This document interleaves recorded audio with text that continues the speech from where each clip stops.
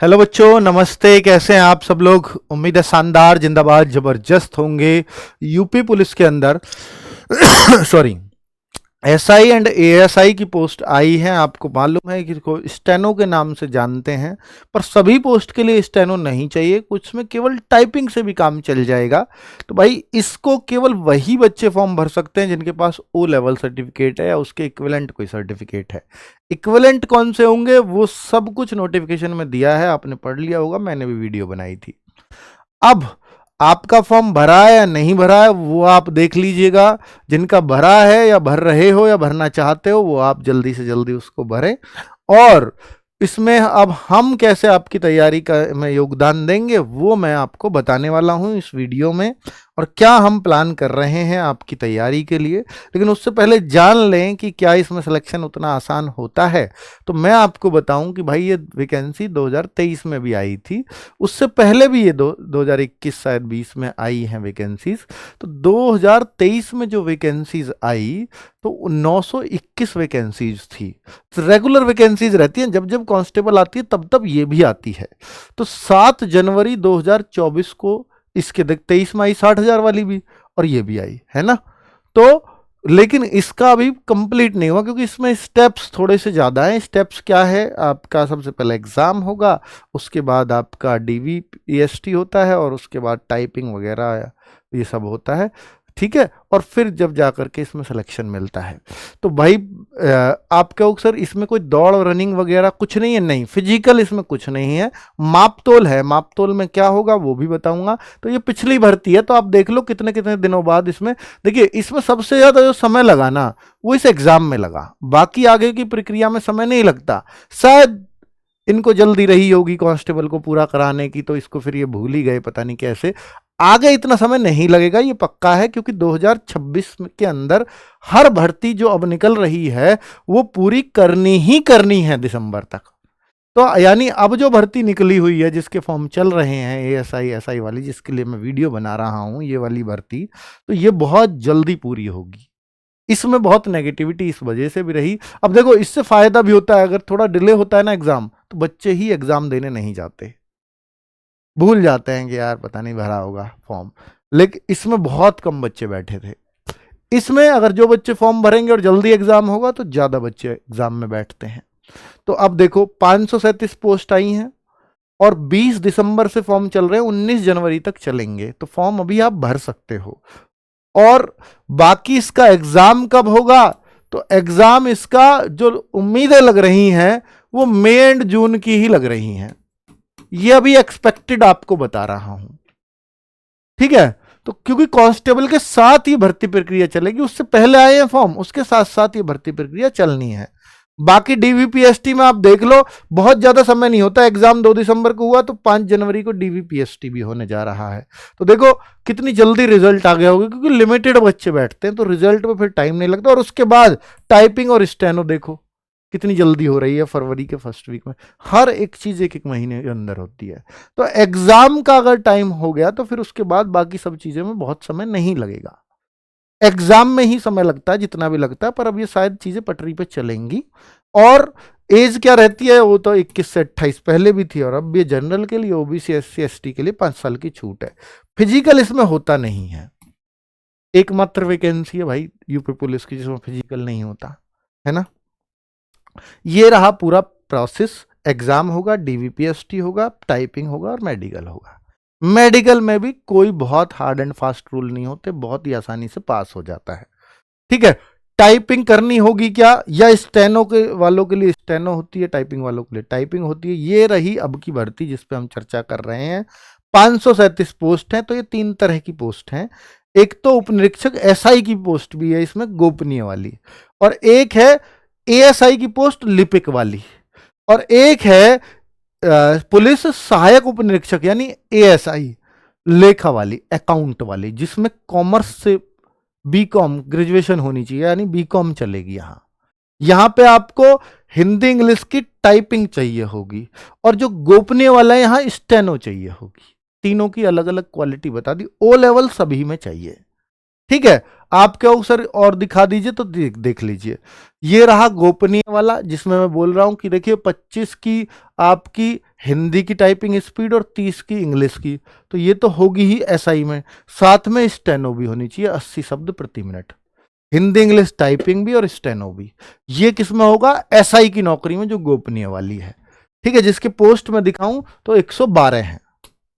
और अगली अगली वैकेंसी कौन सी थी? जो लिपिक वाली, एएसआई वाली, जिसमें अगर ज्यादातर बच्चों के काम किए तो ये वाली पोस्ट है, एएसआई वाली, क्योंकि इसमें केवल टाइपिंग चाहिए, स्टेनो स्टेनो कुछ नहीं। 25 की स्पीड हिंदी की और 30 की स्पीड इंग्लिश की। 4-5 महीने में ये स्पीड बहुत बढ़िया से आ जाएगी अगर आप चाहो तो। लेकिन ओ लेवल होगा तभी ये फॉर्म भर पाओगे।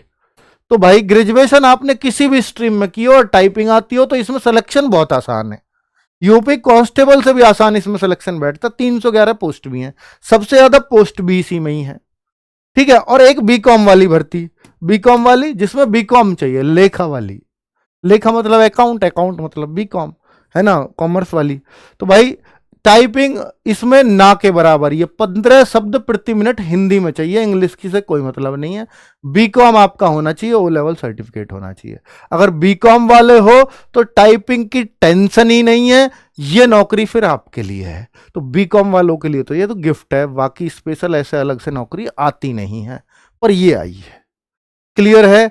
तो भाई अच्छी बात है, ये एएसआई की पोस्ट मिल रही है बहुत ही आसानी से। टाइपिंग की इसकी 15 शब्द तो भाई आप 10 दिन में ले आओगे, ये स्पीड पर 10-15 दिन में, इससे ज्यादा में कोई जरूरत नहीं है, क्योंकि देख देख के भी दबाओगे 15 शब्द की स्पीड तब आ जाती है ना। तो इसमें अगर आप बीकॉम हो और ओ लेवल सर्टिफिकेट है, भर तभी पाओगे, इसलिए फॉर्म बहुत कम जाएंगे। बीकॉम भी लगा दी शर्त और ओ लेवल का सर्टिफिकेट भी लगा दिया, तो इसलिए फॉर्म बहुत कम भरे जाते हैं। क्योंकि कोई बीकॉम होगा तो ओ लेवल नहीं है, कोई ओ लेवल होगा तो बीकॉम नहीं है ना। चलो, तो यहां पर अगर हम देखें तो एग्जाम में क्या क्या आता है, 400 अंक का एग्जाम होता है। 100 नंबर के 4 चीजें होती हैं, 4 क्या 5 चीजें होती है, बताता हूं।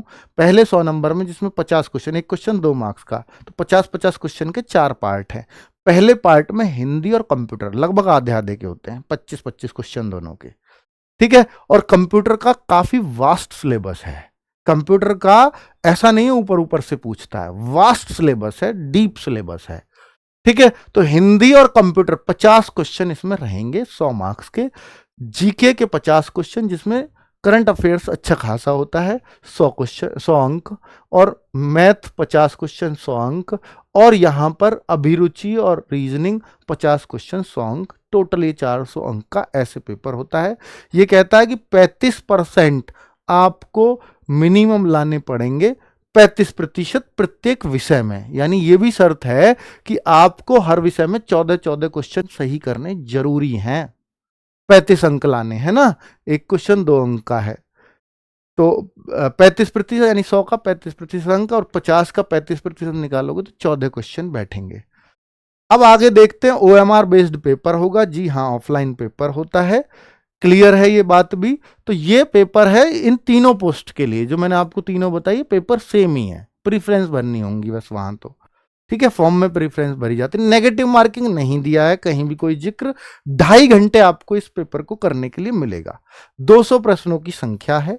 ठीक है, इसमें जो पीएसटी होता है, जो डीवी के साथ डॉक्यूमेंट वेरिफिकेशन, पीएसटी में सिर्फ हाइट नपती है और चेस्ट नपती है। हाइट लड़कों के लिए 163 और लड़कियों के लिए आगे बता रहा हूं, और चेस्ट 77 से 82। अगर आप एसटी कैटेगरी से तो 156 हाइट भी चल जाएगी लड़कों की, और चेस्ट में भी छूट है, 75 से 80 चेस्ट चल जाती है। ठीक है, 75 कैसे? बिना फुलाए, 80 फुला करके। ये रही महिलाओं की, तो यहां हाइट ही नपती है महिलाओं की। वजन की कंडीशन चेस्ट की नहीं होती है महिलाओं में। 150 सेंटीमीटर महिलाओं की हाइट, अगर एसटी से तो 145 भी चल जाएगी, और 40 किलो वजन जरूरी है महिला में इसको पास करने के लिए। अब आप देखो कि पिछली कट ऑफ कितनी गई है, कैसे गई है। अगर आपको ये देखना है तो अकाउंट वाली कट ऑफ कितनी कितनी जाती है, ये मैंने आपको दिखा दिया। जो कॉन्फिडेंशियल वाली वैकेंसी, गोपनीय वाली होती है, तो इसकी कट ऑफ कितनी कितनी जाती है वो मैंने दिखा दिया। आप कहो सर ये एएसआई जो बाकी होती हैं बाकी जो एएसआई की पोस्ट आपने बताई हैं तो उसकी कट ऑफ कितने पे जाती है, जिसकी सबसे ज़्यादा पोस्ट है तो देखो उसकी सबसे ज़्यादा कट ऑफ रहती है। तो इतना इस कट ऑफ पे आपका सिलेक्शन हो जाता है। और ये कट ऑफ और डाउन हुई, जितनी लगा दी इन्होंने, क्योंकि बच्चे फिजिकली नहीं वो पास ही नहीं कर पाए टाइपिंग या हम कहें स्टेनो, तो फिर ये और डाउन हुई हैं। आप कहो ये फाइनल है, शुरू की है, तो इसके बाद ये डाउन ही हुई है, अप नहीं हुई, इतने पे सिलेक्शन हो जाएगा, कहने का मतलब ये है, इतने मार्क्स लाने पे। अब आप कहोगे सर कैसे इसकी तैयारी करें, क्या है प्लान? तो हम लोगों ने ना इसके लिए एक बैच निकाला है, क्योंकि बहुत ही लिमिटेड बच्चे होते हैं इसके, तो हमने एक ऑपरेटर बैच नाम से निकाला। और कंप्यूटर जो है ना, जो कंप्यूटर इसका सब्जेक्ट है, उससे बहुत बच्चे चिंतित होते हैं, और वो सिलेक्शन निर्धारित करता है आपका, क्योंकि मैथ, रीजनिंग, जीएस, हिंदी, ये सब पढ़ते ही हैं। तो कंप्यूटर के 25 क्वेश्चन काफ़ी मतलब वैसे होते हैं कि जिनको पढ़कर ही बच्चा सेलेक्ट होता है। तो वो वाली सब चीज़ें, बाकी हिंदी हो, मैथ हो, रीजनिंग हो, सब कुछ चलेगा, बिल्कुल वैसा चलेगा जैसा एग्ज़ाम में होना चाहिए। तो मेरे भाई 999 का बैच हम इसको लेकर के आए हैं, 20% डिस्काउंट पर है, 799 में मिल जाएगा। ये 20% डिस्काउंट केवल कब तक है? जब तक डेमो कंप्लीट नहीं हो जाते। 12 तारीख को पहली क्लास चलेगी, हर सब्जेक्ट की क्लास चलेंगी 12 जनवरी को इसके लिए, ठीक है। और बहुत सारी चीज़ें इसमें यूपी कांस्टेबल से ही रिलेटेड रहेंगी। जैसे आप कहो कि मैथ है तो यूपी कांस्टेबल में वही मैथ है, और आपका भी सिलेबस वही है। आपके रीजनिंग यूपी कांस्टेबल में है तो बहुत डीप वहाँ पढ़ाई जाती है, क्योंकि वहाँ 55 क्वेश्चंस आते हैं, तो बहुत ज़्यादा मार्क्स की है वहाँ, तो सब चीज़ें यहाँ भी पढ़ाई जाएंगी। तो उसी से मिलते जुलते जो सब्जेक्ट हैं वो उसी के सब्जेक्ट इसमें भी लाइव होंगे, ठीक है। बाकी जो कंप्यूटर है इसका अलग से दिया जाएगा।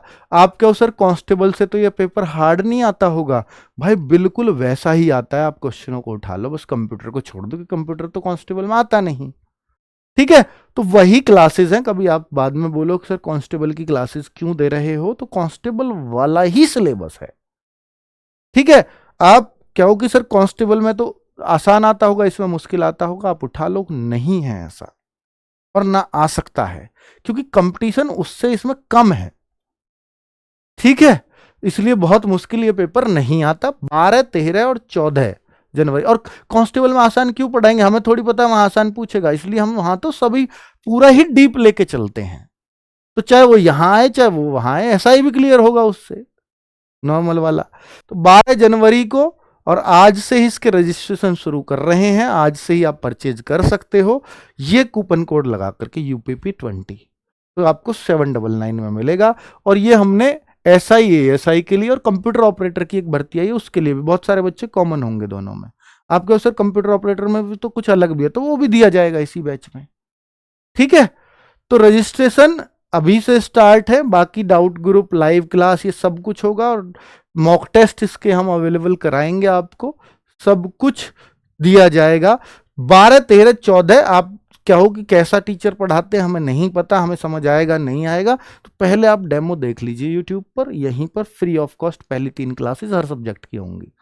फिर आप डिसाइड कर लीजिए कि मुझे इसकी तैयारी करनी है या नहीं करनी है, ठीक है। चलो कैसे परचेज करें, तो पेड क्लासेस में जाएं, RW ऐप को डाउनलोड करें, पेड क्लासेस में फिर जाएं, तो आपको ये ऑपरेटर बैच दिखाई देगा, ऑल कोर्सेज जैसे आ जाएंगे। तो आप यहां से पहले सेलेक्ट कर लीजिएगा कि आपने कौन सा, ऑल पे सेलेक्ट कर लेना, यहाँ अभी आया नहीं है, तो एक ट्राइंगल आपके जैसे ही फोन खोलते होंगे RW ऐप, तो यहाँ ट्राइंगल आएगा, उसमें देख लीजिएगा, ऑल पे सेलेक्ट करके तभी ये बैच दिखेगा आपको। तो ऑपरेटर बैच, फिर बाई नाउ पे क्लिक करेंगे, अप्लाई कूपन में UPP20 लिखेंगे, पे ऑनलाइन कर देंगे, तो आपका ये बैच परचेज हो गया। लेकिन क्लासेस इसमें 12 जनवरी से ही डलनी शुरू होंगी, उससे पहले इसमें यहाँ पे एक डाउट ग्रुप मिल जाएगा आपको, उसे ज्वाइन कर सकते हैं, वो आपके बैच परचेज होने का एक सबूत होगा, ठीक है बच्चों। तो चलिए भाई, कुल मिलाकर के मुझे ये जानकारी देनी थी आपको, और आपकी तैयारी इस बैच से बेहतरीन चलेगी, इतना आपको आश्वासन देता हूँ। थैंक यू, नमस्ते।